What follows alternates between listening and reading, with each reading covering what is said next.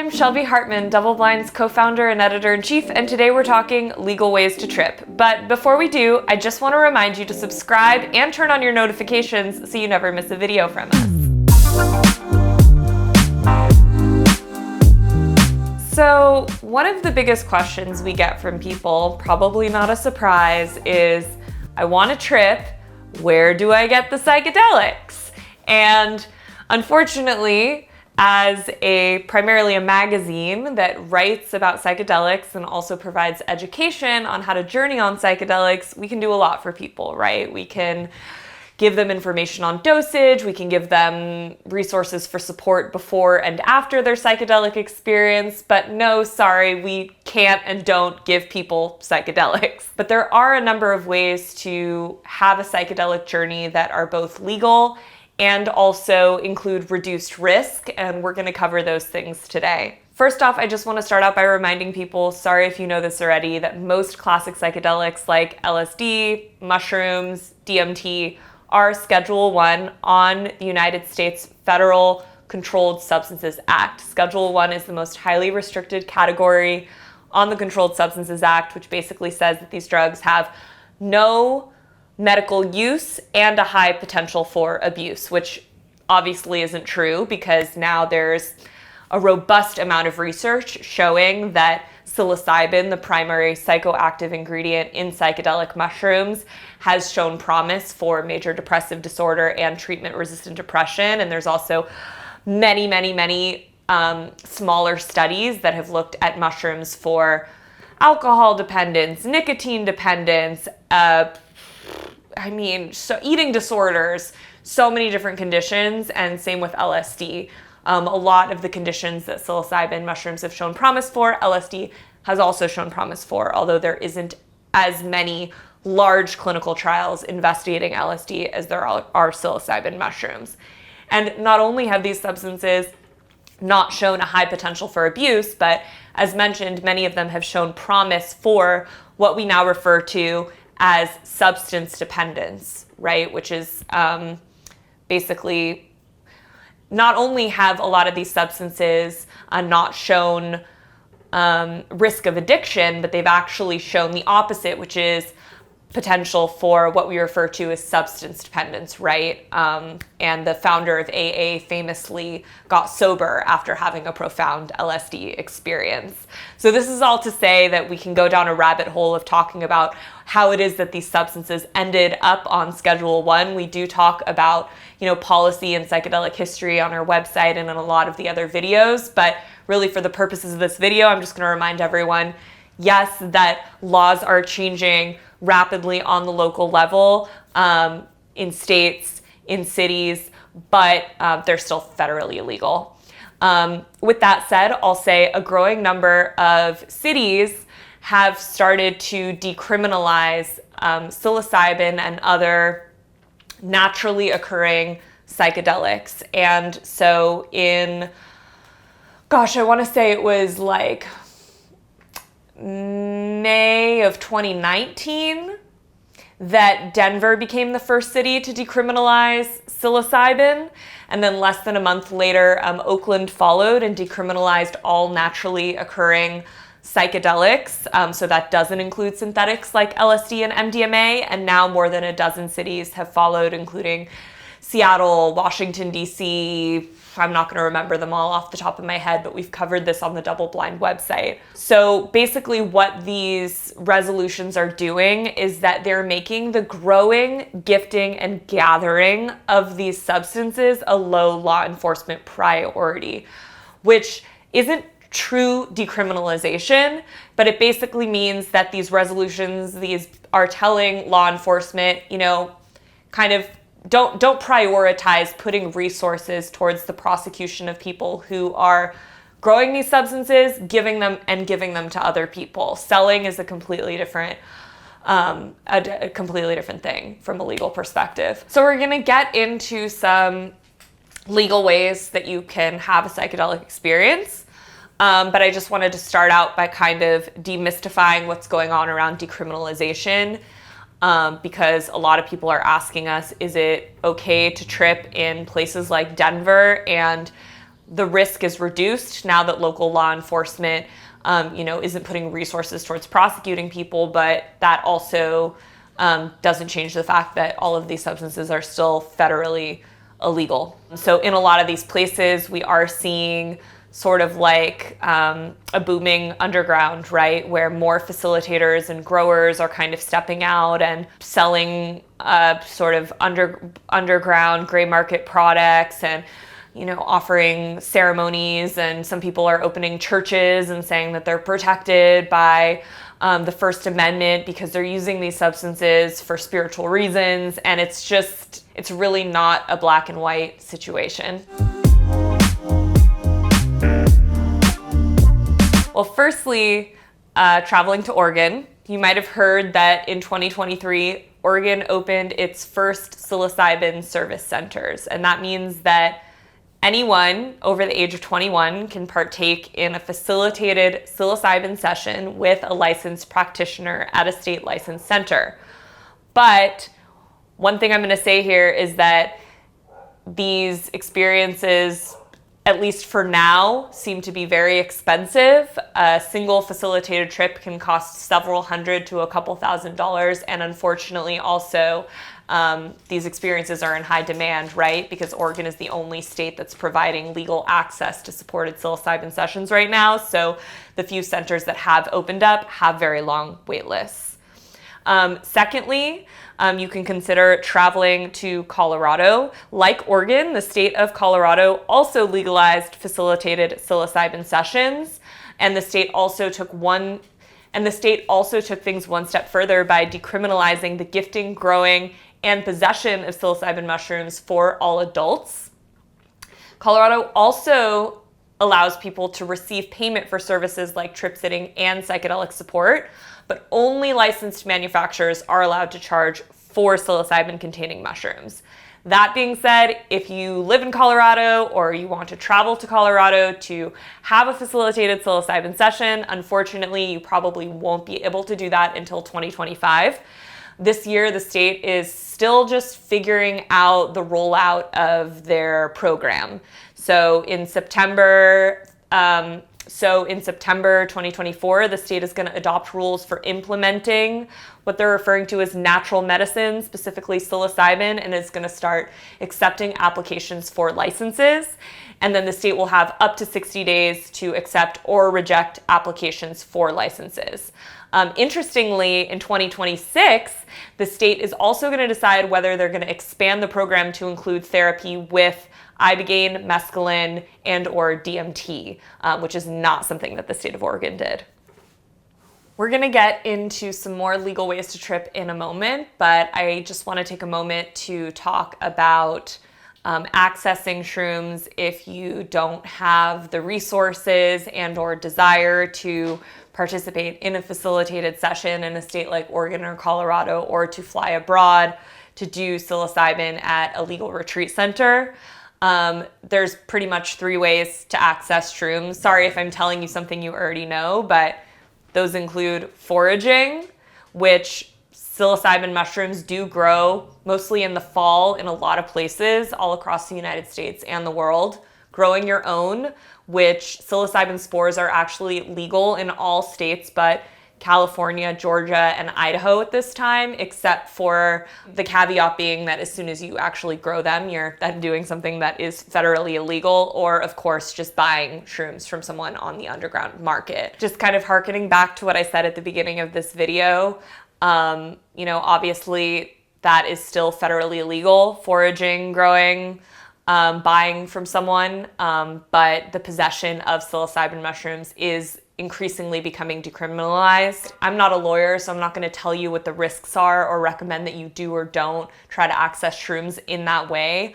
But I can just tell you as a journalist from the data that not a lot of people have been arrested for the possession of mushrooms. So again, just like referencing the data, not telling you to do it or to not do it, that's just what the numbers show. And I'll also just mention here that DoubleBlind actually has a mushroom growing course, and we've taught thousands of people all around the world how to grow, and we have a team of mycologists that support people all along the way, and it's a lot of fun, and all the proceeds go back to supporting our print magazine. And if you didn't know, we started in 2019 as a print magazine, and I'm a journalist, and I just care deeply, deeply about the psychedelic movement and about educating people on how to safely and respectfully embark on a journey with psychedelics for healing and growth, if that's something that people want.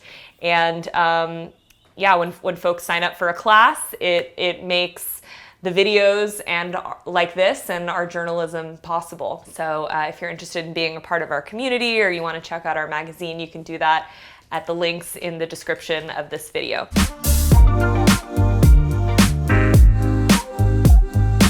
Okay, so another way that you can legally take psychedelics in the United States is you can take ayahuasca at an approved church. So as I mentioned before, one of the things that has been happening in the last, especially the last year or so, but the last 5 years, is that a growing number of people have started serving psychedelics as a church in the United States and saying that they're protected by the First Amendment because they're taking psychedelics for spiritual reasons. Okay. And so there are a lot of brands that are saying, you know, oh, we're selling psychedelics in a legal gray area because the psychedelics have been decriminalized in our jurisdiction. Or churches saying, oh yeah, we're serving psychedelics legally because we're taking them for religious reasons, and here's our text showing that we have a spiritual relationship with psychedelics. And it's like, no, what you're doing is illegal, and you're telling people that you're in a gray area or that you're legal, and you're just not. And I mean, I don't mean to say it in such a blasé way, because maybe some people really don't understand the laws, and also it's a very tricky time. I mean, I think a lot of people that are selling psychedelics underground or serving psychedelics in ceremonial settings are doing so because they really believe in the healing potential of these substances, and they don't want to wait for the federal laws to change. But just, you know, important for people who are thinking about having these experiences and really care about the legality of the environment that they're in to just be critical about what people are telling them. There's really only two places, two churches in the United States or groups that have been granted exemption from the Controlled Substances Act to serve psychedelics religiously. And one of them is the Native American Church for peyote. And the other one is the União de Vegetal, which is a Brazilian church that serves ayahuasca in the United States. You know, there's also another church, a Brazilian ayahuasca church called the Santo Daime, and they have chapters all over the United States. And I don't know, you know, I'd have to look back. They weren't granted exemption federally to serve ayahuasca, but I think that they've been granted, you know, some rights to serve ayahuasca at the state level. So that one is sort of in a legal gray area. I know a lot of people who sit with the Santo Daime, and you actually, in order to sit with them, it's my understanding is that you have to ask 3 times. And you generally have to be kind of invited in by someone who sits with them already. And so you might be thinking, okay, well, how do I meet someone who's with the Santo Daime? And, you know, I think that in general, if you're looking to have a psychedelic experience, a great place to start is to just start engaging with your local psychedelic community or psychedelic society. And so there's the Global Psychedelic Society. You can Google them. Our friends started it, and they have sort of like a map that lays out all the different chapters of psychedelic societies that exist around the United States and the world. And this is a really great starting point to figure out, you know, it depends on where you live, but a lot of places do have groups. And if where you live doesn't have a group, maybe you want to start one, right? A lot of these psychedelic societies find people by just posting on meetup.com. You know, so just start a group with a few friends, post it on meetup.com, and kind of build a community from there. You know, whether you decide to do a psychedelic legally or not, we often at DoubleBlind talk about how important community is, and how having a community to support you before and after your psychedelic experience is as important as having the experience itself. So we really encourage folks to kind of put that network in place, put that support system in place before they decide to trip.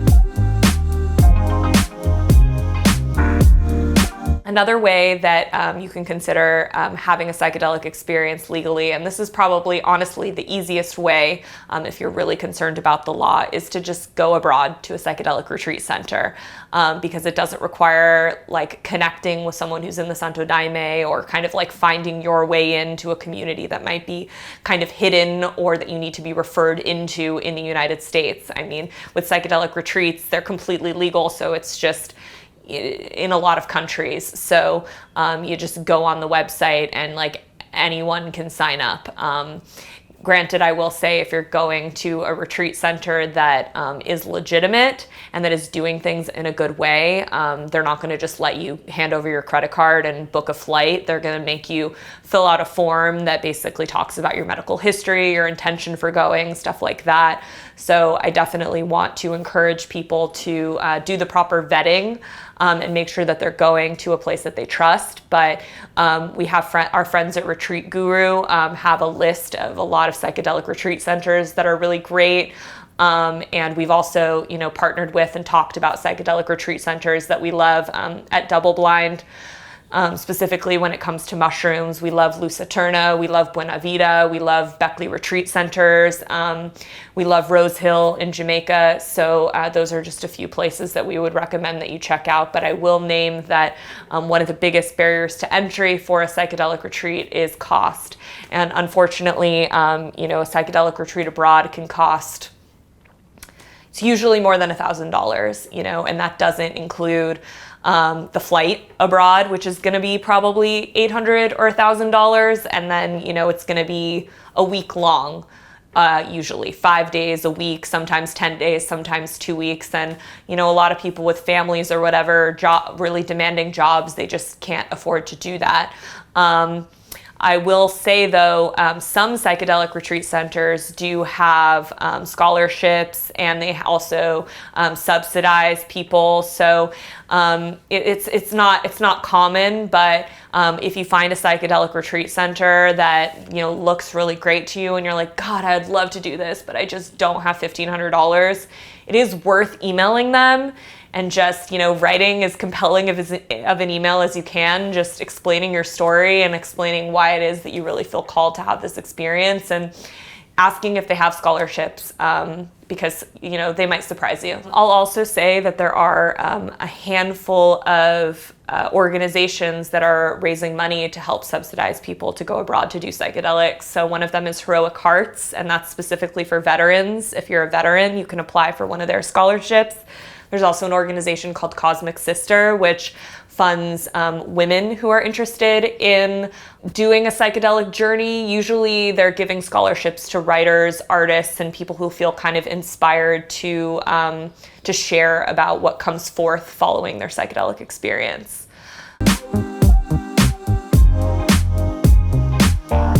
Okay, so you don't want to go abroad because it's just too expensive, or you don't have the time. Well, another way you can do psychedelics in the United States legally is you can try to enroll in a clinical trial. There are a lot of clinical trials happening investigating psychedelics for a variety of therapeutic outcomes. And you can find them at clinicaltrials.gov, and you can just type in the substance like psilocybin, LSD, and you can kind of see what's available. I will say, this isn't the easiest way to gain access to a psychedelic.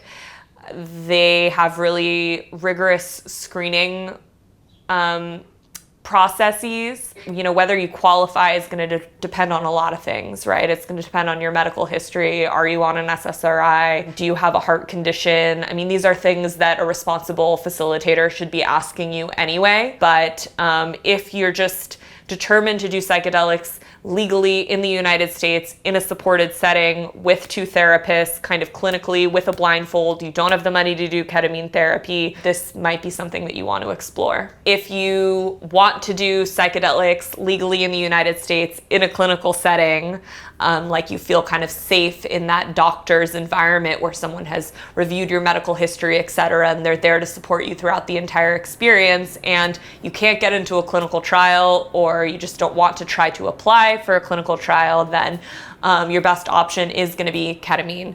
You might have heard that ketamine therapy is becoming popular all across the United States, and kind of the most popular way that ketamine is typically administered in the clinic is via IV infusions or IM, intramuscular, like a shot.